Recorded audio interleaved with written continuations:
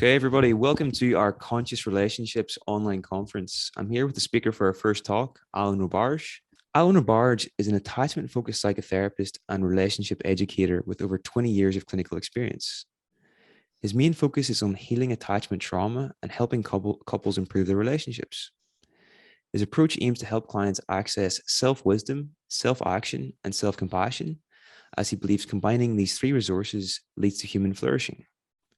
In addition to his counseling service, Alan also manages an online community program and offers online courses, including the 4 attachment distress responses. You can learn more about his work at www.alanrobarge.com. So, Alan, it's great to have you with us today. I'm really excited about this, and feel free to get going whenever you're ready. Thank you so much. Thank you for having me. Hello to everyone. Knowing that we're connected around the world in multiple places, I appreciate that you are here to listen and that I get a chance to share. As Niall said, I have over 20 years experience of working with clients, and early on in that process, I worked at a couple of organizations that focus on working with clients around sexual assault and sexual abuse. And prior to that, my education, I did have a foundation in working with trauma, and then very much so in those jobs, furthering my understanding of trauma. I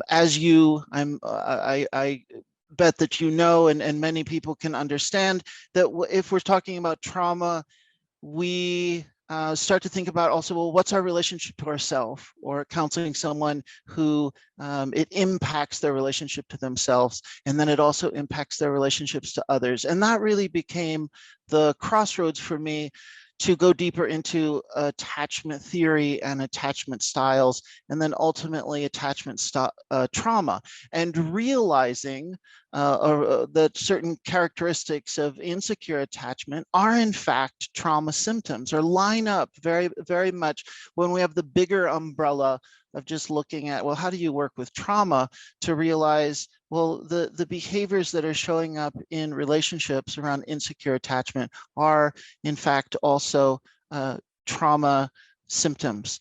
And so that also then connected to my own history, and that we teach what we need to learn. And so my own history of relationship failures and or struggles, and just not really understanding the incongruence, the disconnect in relationship of what was actually happening, and the intensity to which I was experiencing struggle, and always wondering, where is all this struggle coming from? And began to see patterns. And so my pursuit, not only professionally, has very much been in alignment with my own personal process and personal education. So for today, this lecture, what I'd like to do is set it up so that, yes, I want it to be educational. Yes, I hope that there's information that I can share here that is useful to you. I'm also hoping to include a way for you to reflect on your own personal process, and to ask yourself questions about your own history of relationships, and what you learned, what you didn't learn, and what you need to learn moving forward. So today we're going to talk about attachment injuries, attachment wounds, and attachment trauma. And I'm sharing those words very deliberately and specifically in that order, because I want you to think in terms of a progression, as a range of going from mild to extreme, as a range to show levels of intensity.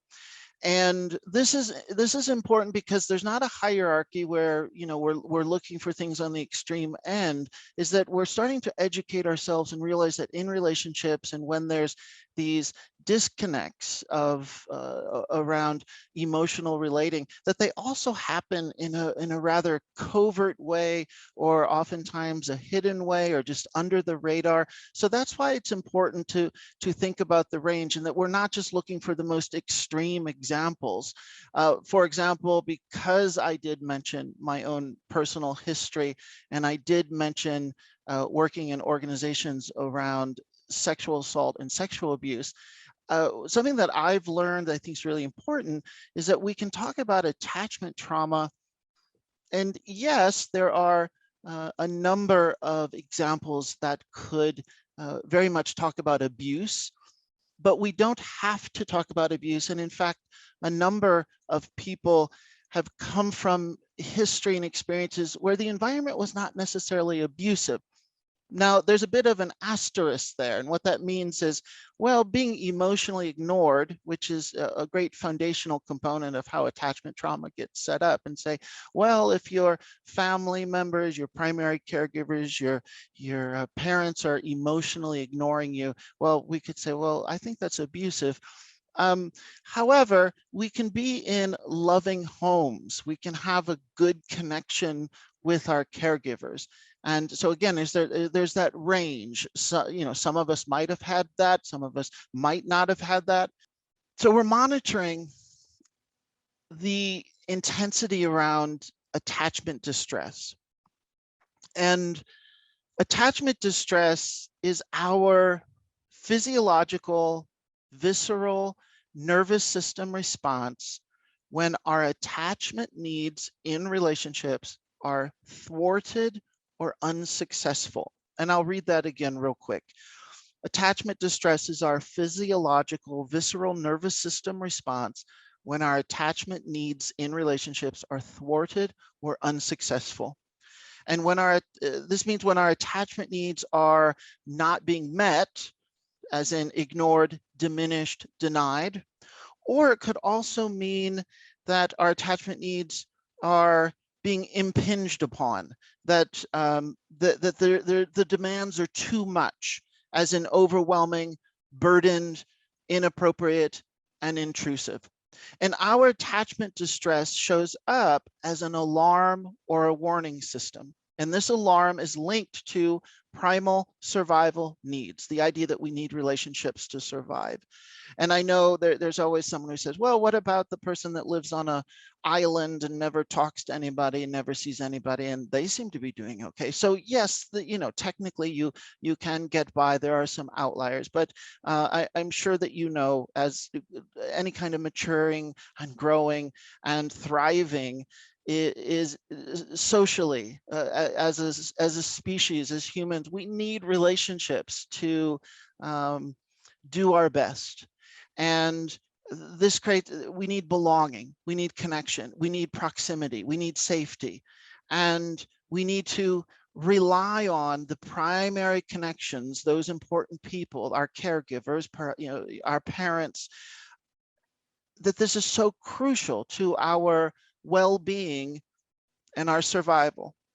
So when that is threatened and where our attachment needs of emotional connection are not being met, our nervous system alarm can go off when these attachment bonds are threatened. And this hyper vigilant response in our nervous system is called primal panic. It creates this panic in us. It shows up as anxiety, as an urgency, can show up as an irritation and anger. Now, remember, we started earlier a couple minutes ago just saying that there's this range. So it's the whole range of, from mild to extreme anxiety, or this primal panic can be rather low level, or it could be more obvious and intense. The primal panic also influences then and animates our behaviors.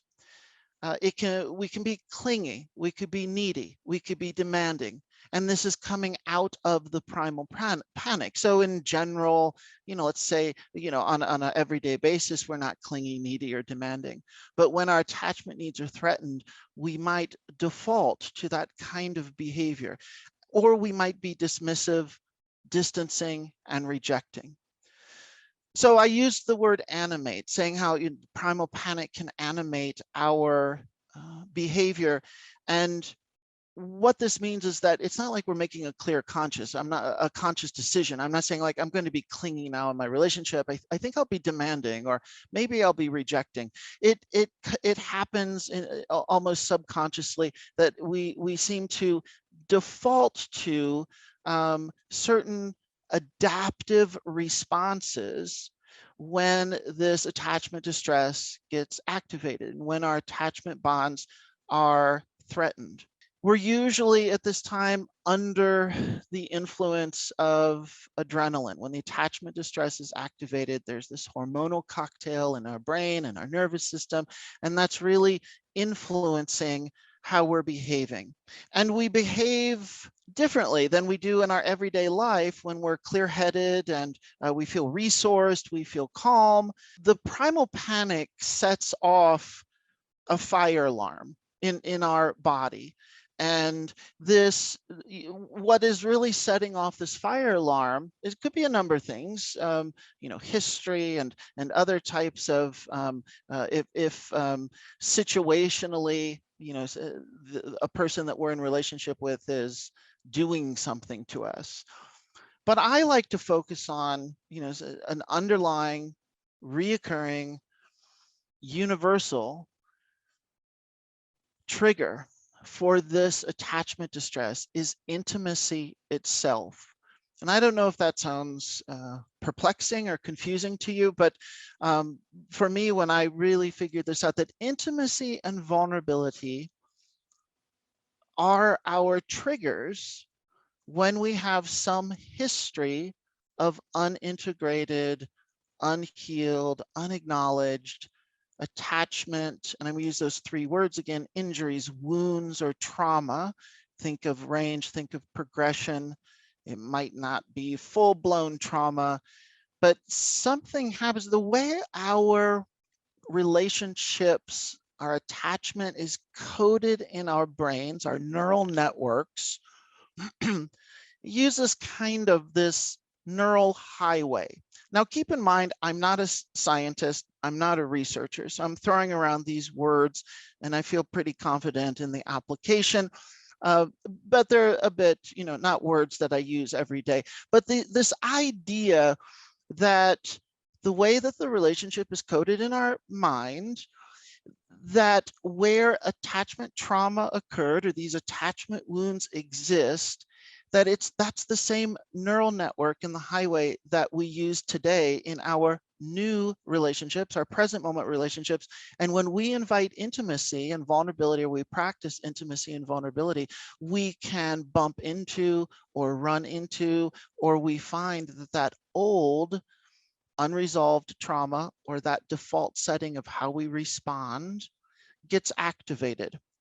So intimacy becomes a gateway and a pathway to this old attachment trauma.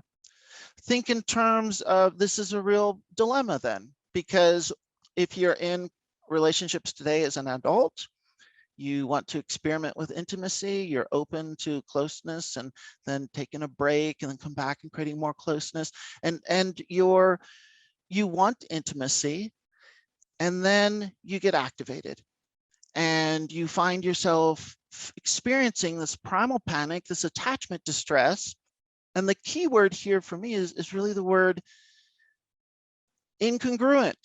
Your response, your internal fire alarm is not matching up with what's actually happening in the relationship. That you'll find with attachment trauma, it exaggerates, it skews how we see things, and it skews the experience. So this alarm that goes off means that we can't focus on the present moment in our relationship. As I said for today, I want to present this as like some educational ideas. Talking about primal panic and attachment distress means we're really looking at the frequency, the intensity. I've already said the congruency of how we're relating today to what we're experiencing of our emotional response. And all of this is a way for us to assess our own history of disconnect, emotional disconnect, and potentially moving in the direction of injuries, wounds, or trauma. And so the other aspect of the lecture is to invite some reflection and personal processing, which is ultimately what I do as a therapist, is sitting with clients one-on-one, entering a process and hearing about their stories, and we get a chance to be in a practice relationship. We get a chance to practice intimacy, and we are participating in a process. And that's very much how we're going to uncover what's going on for us internally when we're in relationships, and our ability to tolerate intimacy and vulnerability, or perhaps ways in which we push it away or get fearful or get anxious. Before I have this exercise that I want to share here, before I do, just a couple of disclaimers that are important is that I'm talking about trauma. We're talking about trauma. I'm throwing around that word.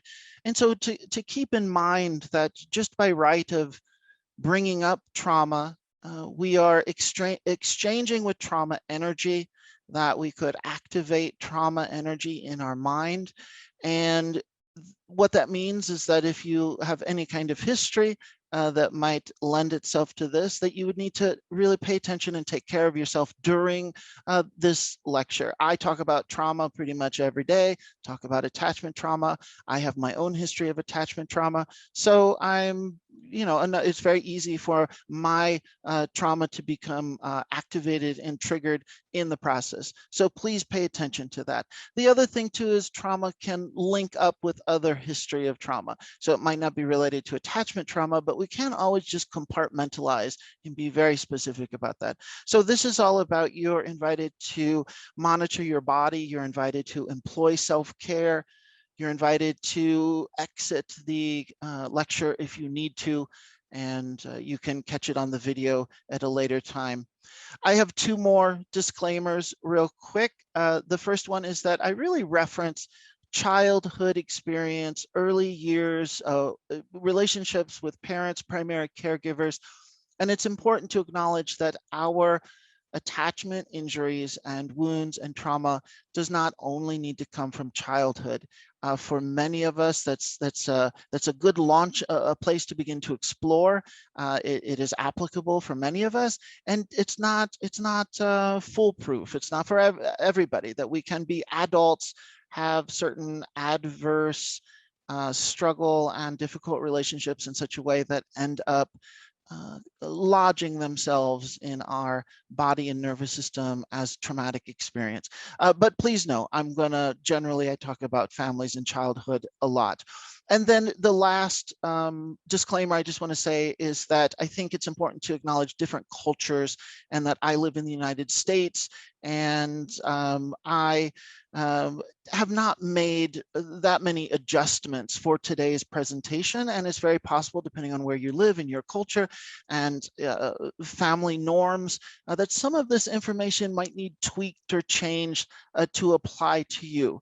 So I just think that's important to be inclusive and welcome everybody.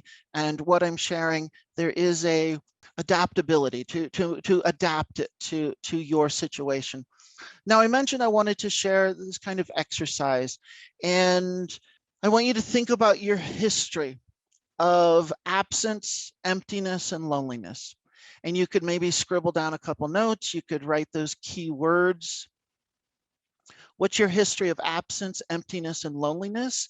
And how do you manage the experience of absence, emptiness, and loneliness today in your relationships?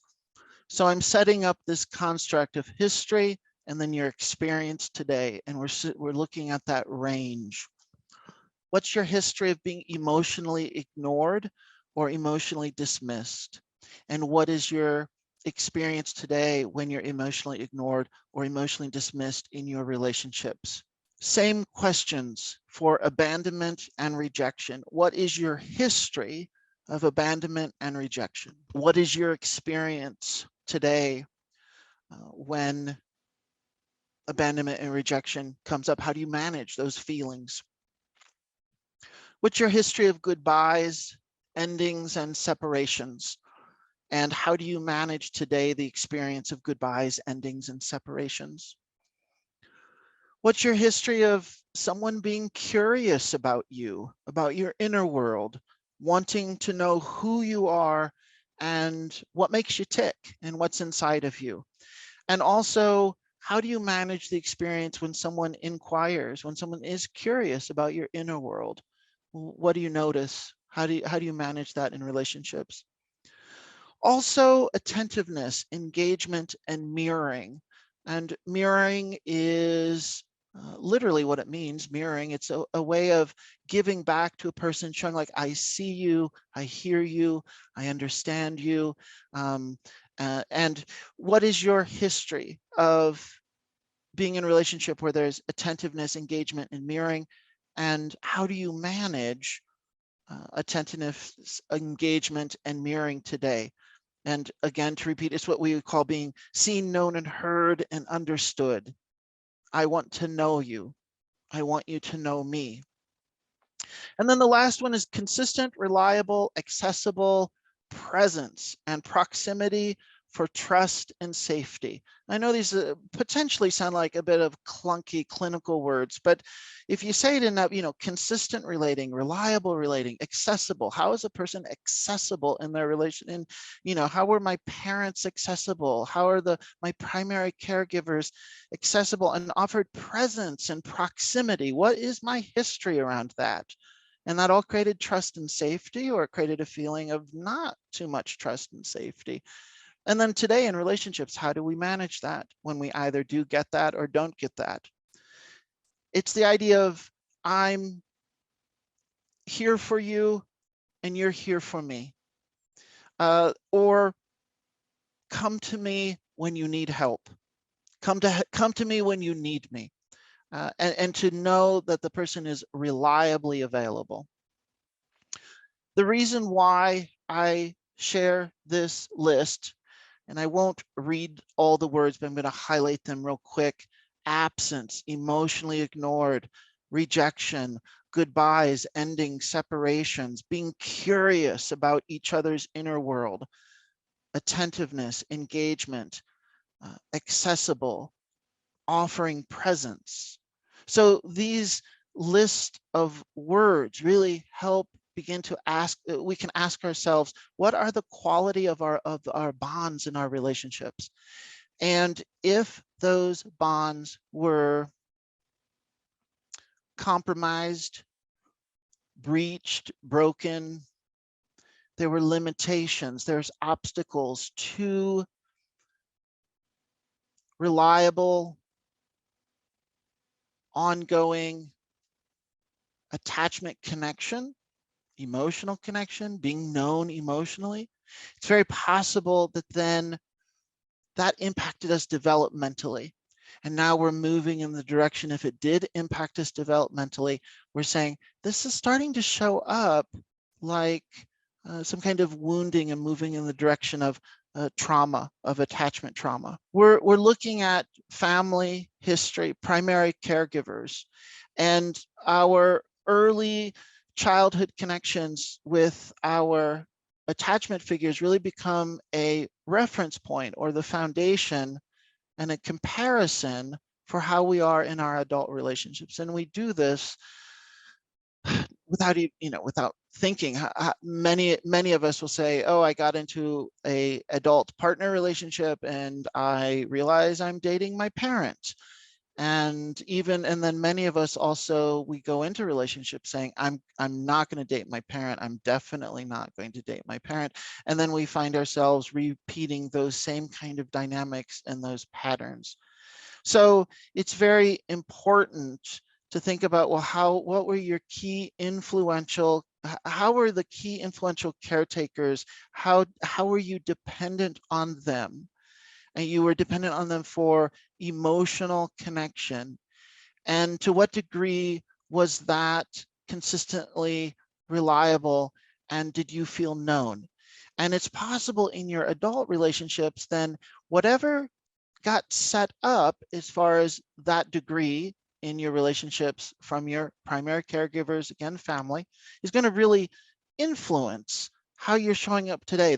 We use the words like default setting and blueprint, your attachment blueprint. It becomes a habitual orientation. And this is true for me when I said earlier, noticing my patterns of relationships not working out. It's like coming out of a fog and feeling, like, why do I keep behaving like this? Why do I keep creating relationships like this? Why do I feel so much distress in relationships? And it is mirroring what still needs attention from my earlier years. Think about attachment wounds and injuries as adverse experiences that disconnect, sever, compromise, breach the connection. We might feel threatened.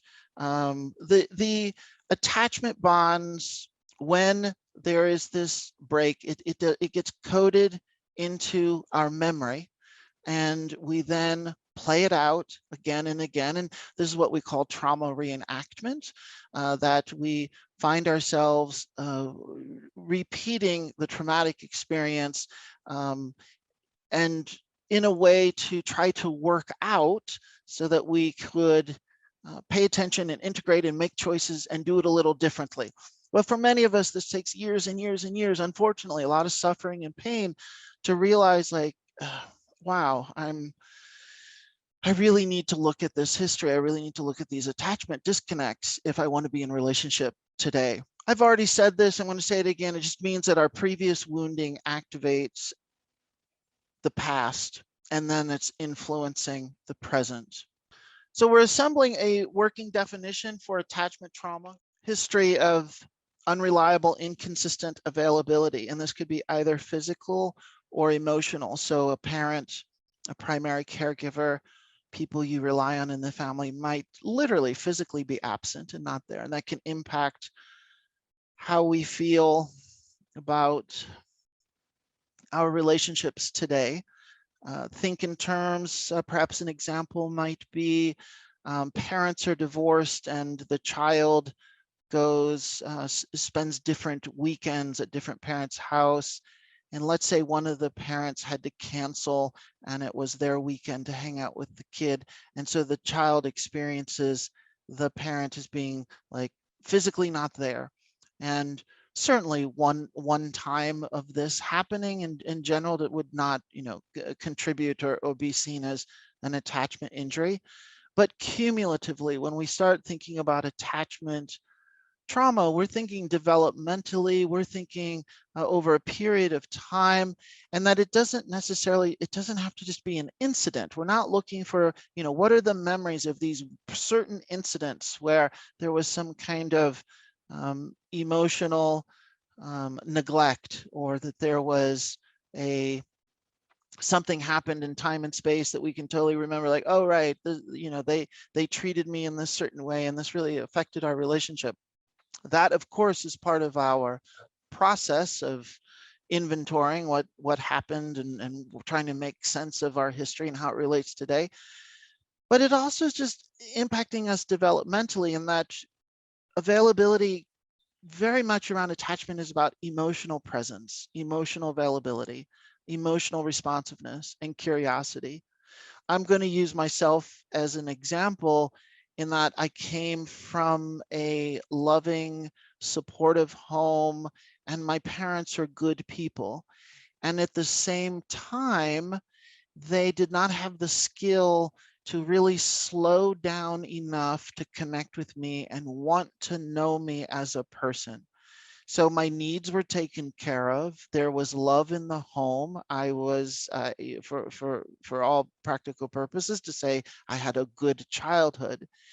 And at the same time, my parents and even the whole family system really didn't engage each other. There's a lot of absence. So when we start talking about attachment trauma and disconnects in our relationships, we start trying to inventory, well, where's the absence? The absence of relating. This is what I call there, not there relating. So my mother was there, but she's really sort of not there. And there's no inquiry or further curiosity or dropping down into an exchange of getting to know each other. asking me about my inner world so that I can also ask her about her inner world. The memories that I have, the visuals are, it's a lot of busyness. There's a lot of activity, and we're doing a lot of things, but we're not actually connecting. We're there, but we're not there. And you'll find when we start talking about attachment wounds and attachment trauma that this is an ongoing theme, this absence and monitoring absence. As I said, this affects, this is about emotional developmental processes of being emotionally ignored. Your inner world doesn't matter. And if you get the message that your inner world doesn't matter, then over time you start internalizing that, and you ask yourself, well, maybe I don't matter. I mean, if the messaging is that I don't matter enough for the parent to inquire who I am or to show that they want to connect with me, then I start to doubt my own worth. I think it's really important here now. I'm feeling the compassion and the empathy and the support of parents. And then I'm also thinking how, if anyone watching this lecture, also if you are a parent, it can push some buttons to hear what I'm talking about. And many parents are available and then degrees of not available for very good reasons. And even that prolonged periods of not being available, even though it can be hurtful and detrimental to the attachment development of the child, we can still frame it for a number of people that the people slash parents did the best that they could and or had real world distractions. I'm thinking of the parent who, my father worked a midnight shift, and so he slept in the day. And he didn't do that all through my childhood, but there were like a number of periods where I really didn't see my father at all. It did impact, we just did not have time to bond. We just literally didn't have time to bond. So all of what I'm saying is not about coming from a place of blame and being harsh towards parents, but we're also trying to be honest about, well, that's the impact, that's the result. As much as I can be sensitive to, my father was a great provider, and he was able to be responsible to go to his job. And he had this, the midnight shift, the overnight shift, and he still has to take responsibility, and or I still can just acknowledge the end result was he did not bond, with me as his child. Also, parents who perhaps there's addiction in the family, perhaps they have an active addiction, perhaps there's chronic health concerns, perhaps there's some depression or other types of mental illness that's really pulling the parent away from being available to the child. Think of today, or in the last so many years of cell phones and all of our devices, and constantly think of parents who are completely checked out playing video games or answering email or on social media, and they're not really interacting with their kids. Over time, this impacts the quality of our bonds in our families of children with parents. What happens is that there can be this one-sided relating, that the child is bumping up against this absence, that there's not a lot of emotional responsiveness coming from the parent, there's not curiosity coming from the parent. And so the child begins to fill in the gaps, kind of like give the parent the benefit of the doubt, because the child needs to feel safe and that the child can continue to develop and grow, and might just start assuming there's a connection with the parent, assuming there's a relationship with the parent, when in many ways there's not. And this can be incredibly confusing as an adult. What this sets up in our life is a kind of misplaced loyalty, and it really makes us susceptible to fantasy relationships. Let me share an idea with you about internalizing relationships and filling in the gaps. Relationships happen more in our head than they do in real time interacting. The number of times I think of a partner, the number of times I work out arguments, work out aspirations and dreams, and we're going to go on this vacation and do this. And I have conversations in my head with family members, with partner, and a lot of times I'm making up. Unbeknownst to me, it's, I hope that I'm intelligently enough guided by my own sanity that it's congruent with who the person actually is. But the truth is that if we really literally clock the amount of time that I'm interacting with the person I'm in a relationship versus the amount of time that I'm thinking about them in my head and who they are and how I feel connected to them, it's much more greatly weighted in, well, I perpetuate the relationship through my own thoughts. So this is a rather interesting function of mind, is rather interesting function of relationship, that you can be in a relationship, you establish trust and connection, you establish safety, you establish love, you establish some commitment. Hey, you want to be in a relationship? Sure. And then moving forward, you rely on that contract, you rely on the interactions, and the previous interactions sustain you and allow you to still feel connected and feel loved and feel the commitment, feel the contract of commitment, and find comfort. Remember, we talked about earlier attachment distress, and there's these studies around when people are feeling distress, anxiety, and they monitor the degree to which they're feeling that, and then they say, well, we want you to think of a loved one. We want you to think of your relationship with someone who you can trust and rely on. And then the end results, and again, forgive me, I'm not a official scientist or sharing this in a very official way. This is more my interpretation, but the idea is that you're feeling anxious and say, well, let's activate the memory, let's activate the idea of the person that we care about, that we're attached to. And that actually can comfort us, and that we move around the world and that we feel a sense of belonging and we can be at peace, and there's a sense of groundedness and the order. There's a right order when we still feel connected. Now, we have the ability to do that, is what I would call fill in the gaps, when there is this absence that comes in. So the person's not actually there, but I am able to employ this function of comforting myself through the memory of our connection, or through the imagined memory of our connection, and that offers comfort.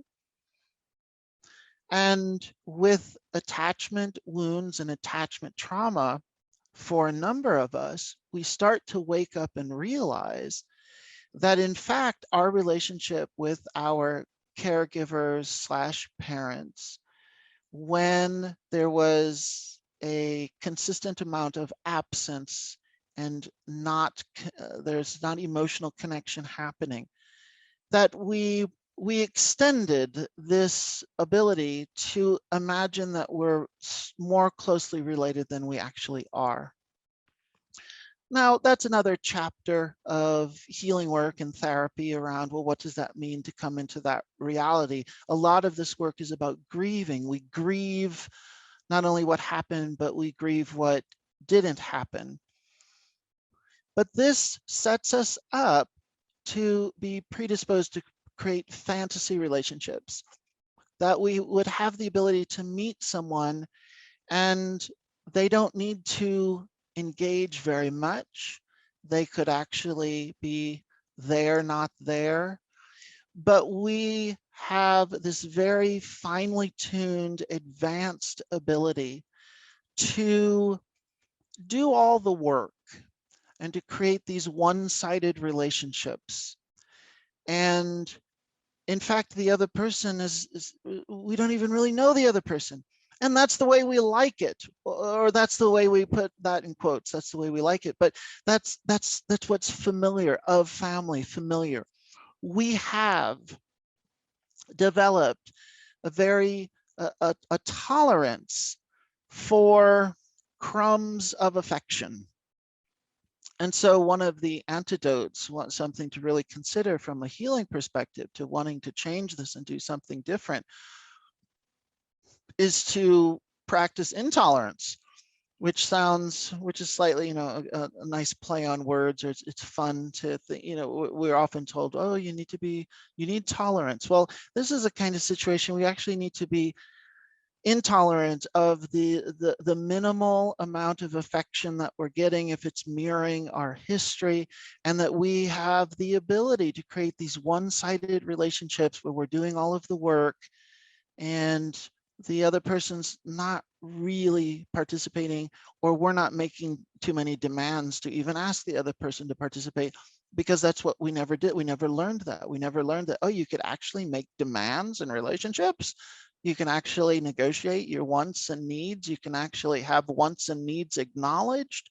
When we come from a history of attachment trauma, your wants and needs very much become diminished to the point where you don't even realize that, that's a conversation to have. This impacts our relationship to ourself, and we internalize these core beliefs. Some of them might be, I'm not lovable, I'm not good enough, no one will stay with me, so whoever I'm with are going to leave me anyway. If I'm vulnerable, I will be engulfed. This idea of enmeshment, that I'll be run over by the other person. So I just need to protect myself and make sure that I'm distant. So what all of this means, these core beliefs, is that we have the ability to lose ourself in relationship, our sense of self, who we are. We oftentimes become very overly focused on other and monitoring the relationship, or what we think the relationship needs, or what we think that the other person needs. And we're not able to have our sense of self be mirrored and present and valued and acknowledged, because we just don't have that history.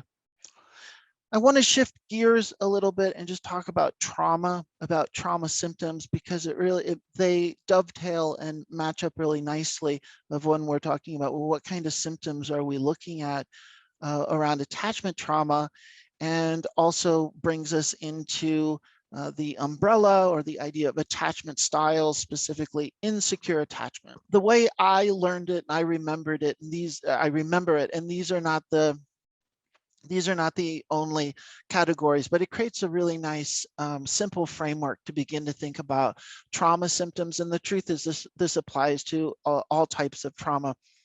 The acronym is HIC, and it stands for hyper-arousal, intrusion, and constriction.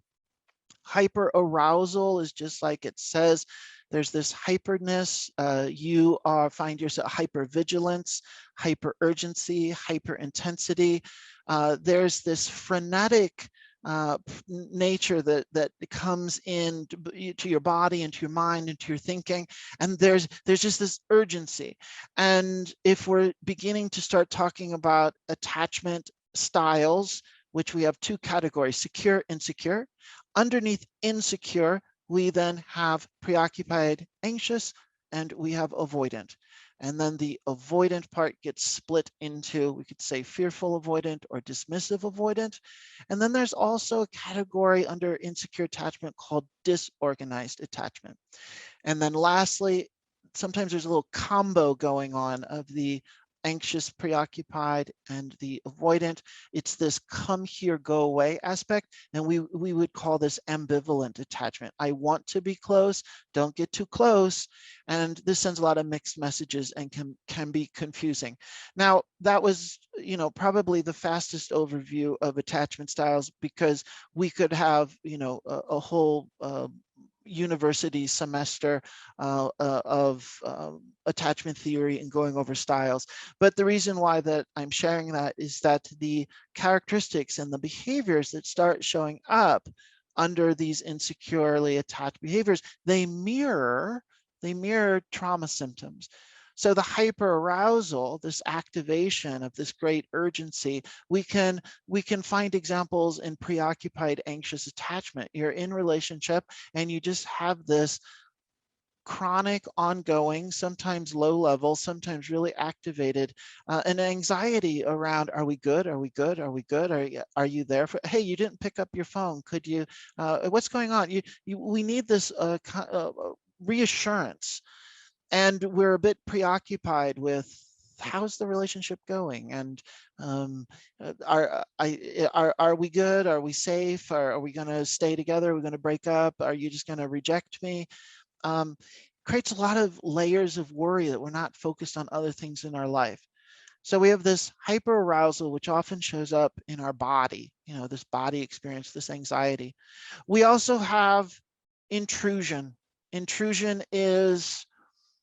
could be memories, thoughts, intrusive thoughts, hijacks our thinking, and we're trying to be in relationship, but then this thought comes in around, oh, I know how this is going to unfold, and this might be a bit subconscious. Intrusion is also body sensations. Intrusion could be this, we're in relationship and something, just the way that your partner puts their arm around you, or a friend touches your hand, and there could be an intrusive trauma trigger around, you remember how, again, history of how a parent did or didn't touch your hand.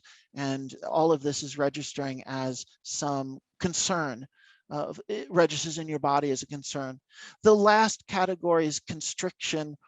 And that's very much a shutting down, dissociation. Think constricting, like completely unavailable, pushing people away, pushing yourself away, feeling completely, just numb. And it's this constriction that can show up in our relationships when we're triggered around attachment trauma. I am looking at the time. I am an over preparer. I have, many more notes from where we are. So to be sensitive to this time and also want to create a bit of an ending. Regarding healing work moving forward, we're not so much trying to heal something that's broken and that needs fixed.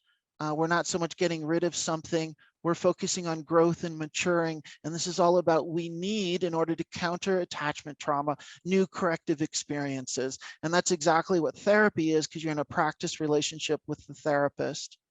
Think more in terms of addition as opposed to subtraction when it comes to what we need in order to heal attachment trauma. This is going to involve looking at family history and dynamics. This is going to involve understanding the mechanics of emotional responsiveness, a back and forth and exchange of being alert to each other's invitations and for connection, and being able to respond, and the partner responds back, the other person responds back. We need to be able to really really map out how we distort reality, that a lot of these core beliefs we learned about ourselves and about what's possible in relationship really creates a lot of cognitive dissonance, and bringing that into our adult relationships is not going to serve us. We need to look at our relationship to ourself, which includes shame, longing, and loneliness. Boundaries are very important. And then all of this is underscored. All of this is led and fueled by grieving. There's so much grief here. And as what I've said, we're not only grieving what happened in our past, we're also grieving what didn't happen when it comes to relationships and attachment wounds. Real quickly, the solution or goal here of, this idea of like, well, then how to have healthy, happy relationships. I like to say the goal is not to have a healthy, happy relationship. The prize, the thing we're going to achieve, is not to get the relationship. What we're really working towards, the goal is the cessation of suffering, and really to understand these triggers and the attachment distress. And we're trying to make it so that we don't have so much distress in our life. And as a byproduct, if we're able to learn some new skills and be in a relationship over time, of course, we all welcome that.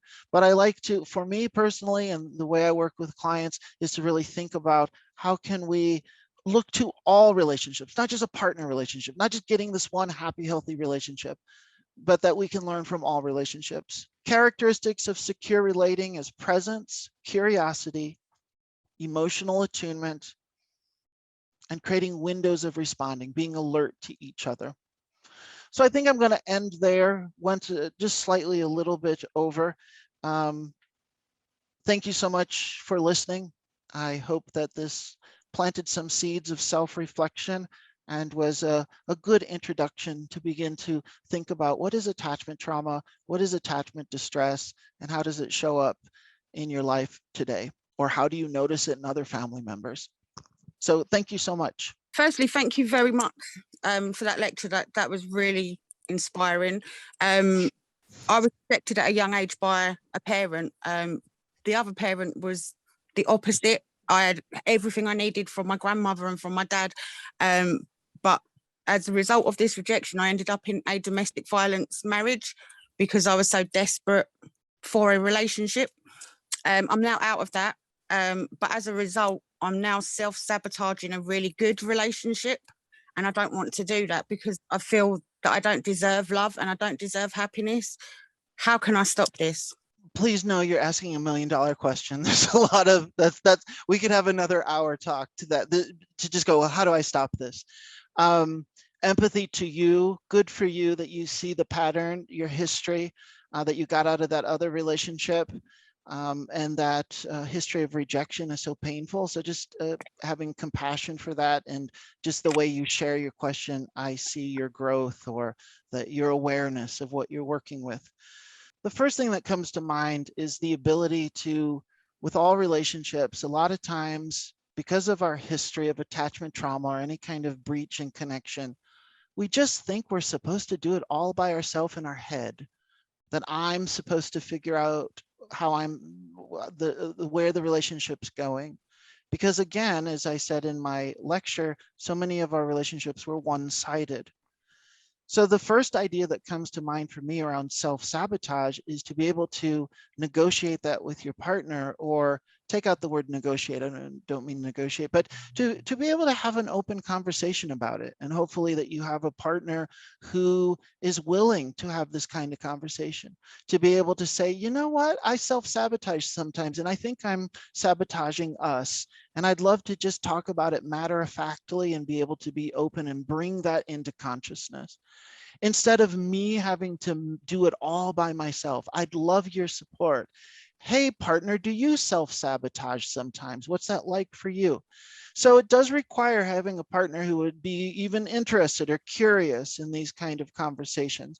But the point I'm making here is of being able to do it together.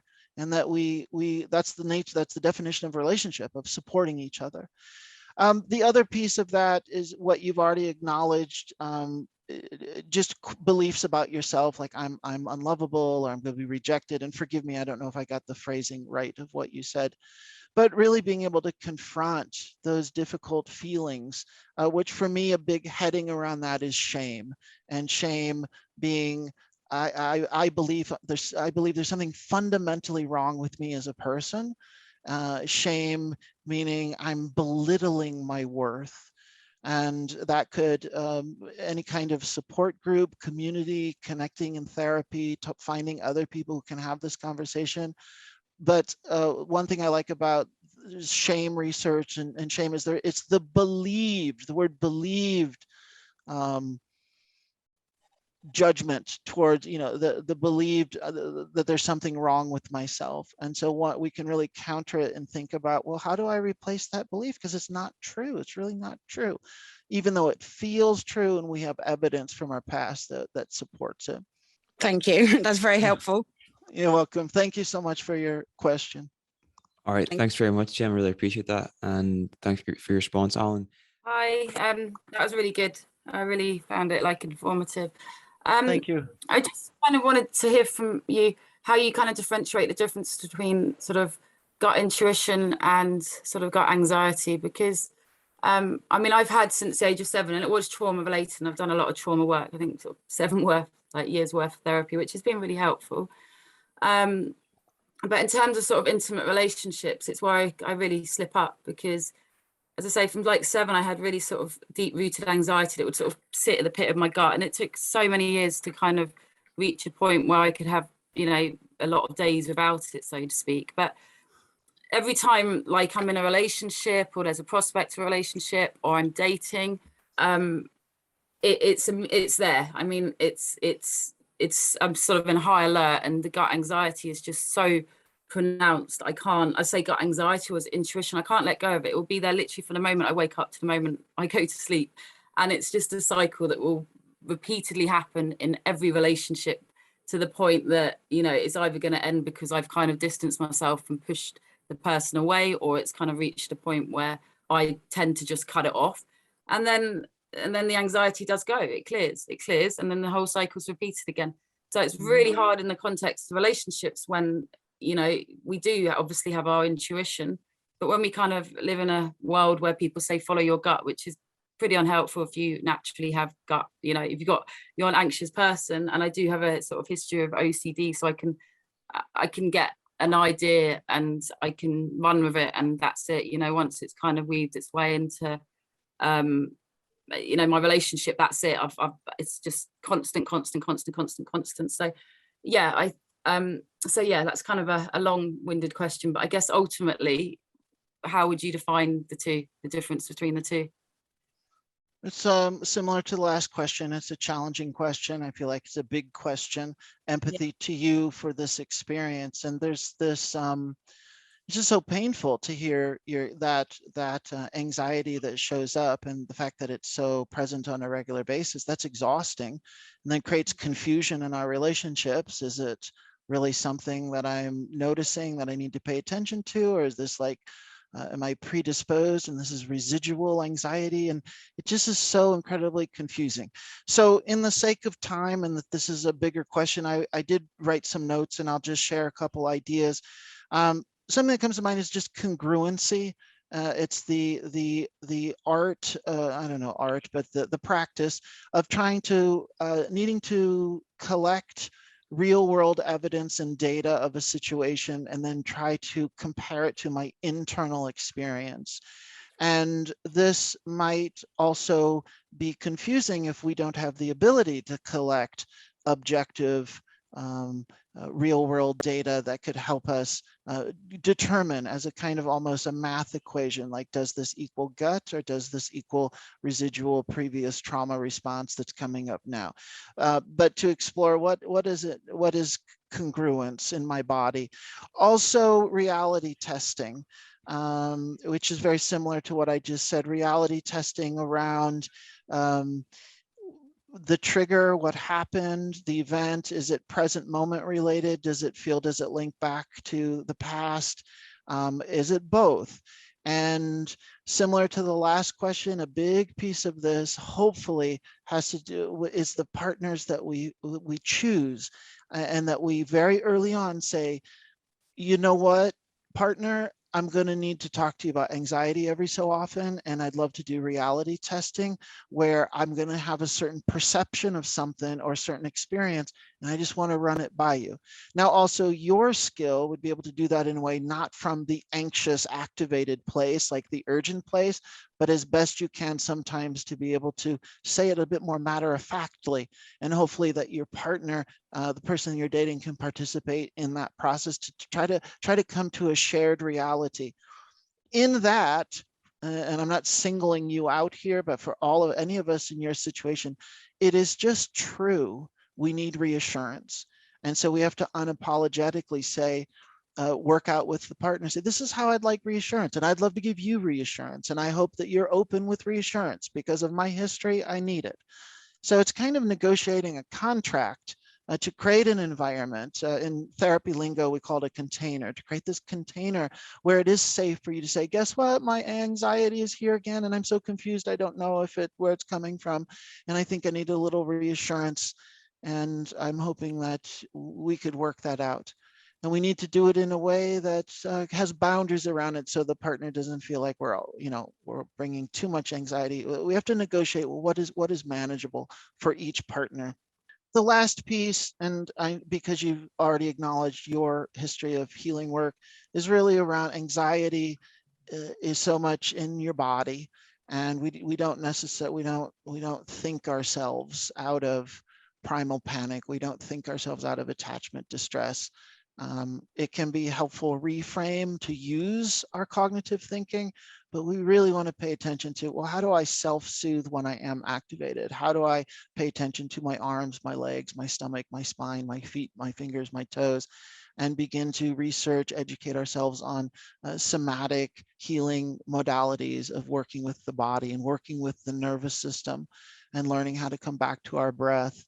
And that is a process where in that moment say, well, you know what, maybe it doesn't matter if I discern if this is intuition or current moment activation.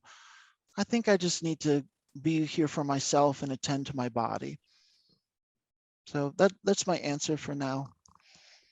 Thank you very much. You're welcome. Okay. Thank you for your great question, Elizabeth. And Alan, thank you for again, a brilliant presentation. And